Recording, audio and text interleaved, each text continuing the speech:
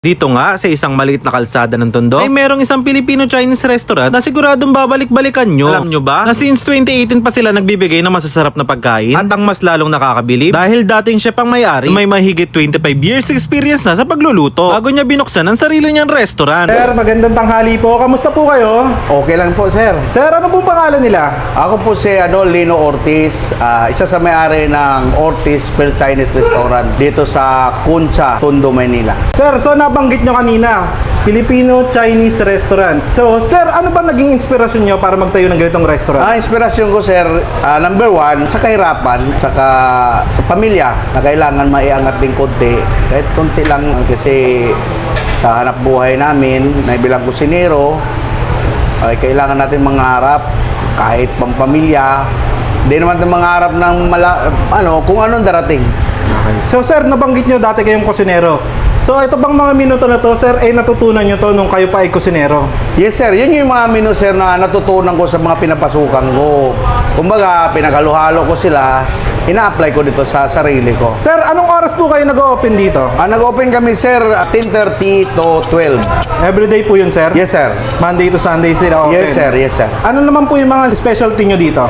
Yung specialty naman, sir, like sa mga pansit. Dinurumo kami sa pansit na ito, sir. Tapos yung mga yan, lahat yan, mga chicken, Hong Kong chicken, butter chicken, salted spare ribs, spicy chicken, buffalo. Pinaka-best seller nyo, sir? Best seller namin, sir, dito, butter chicken, sir. Butter chicken? Yes, sir, kasi may sikretong sangkap kami ron. Yun, so ayun na yung pinaghalong Pilipino tsaka Chinese dito. Yes, sir. Sir, pwede nyo ba maimbitahan sila dito?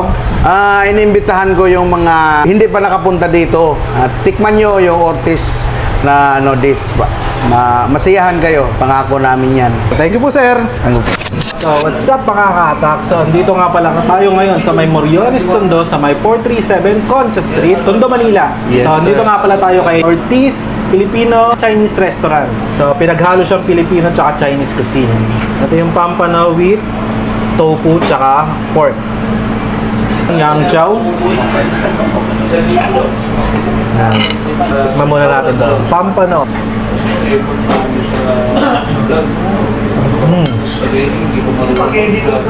Parang siyang adobo style. Tapos lasan-lasa yung pampano, napakasarap.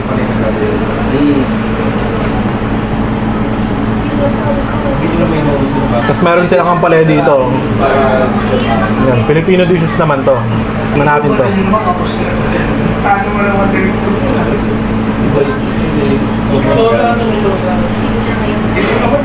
Napakasarap.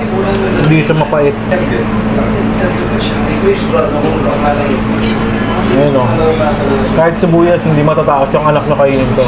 Kasi hindi talaga siya mapait. Kuha pa tayo Sabi ko konti lang Pero ang sarap kasi ng pagkain dito. Tapos tikman naman natin tong chicken with gabi nila. Ayan o. Chicken. Gabi. Ayan o. The perfect bite. Ito naman yung next natin titikman Ano siya? Para siyang sweet and sour na chicken. Panigurado, mix to ng Chinese tsaka Filipino foods.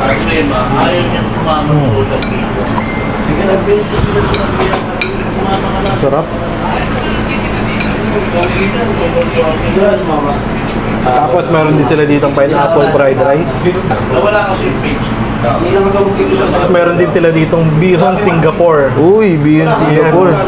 Sa pangalan pa lang, yung talagang alam mo na yung nagluluto galing talaga sa mamahaling restaurant. Mismo.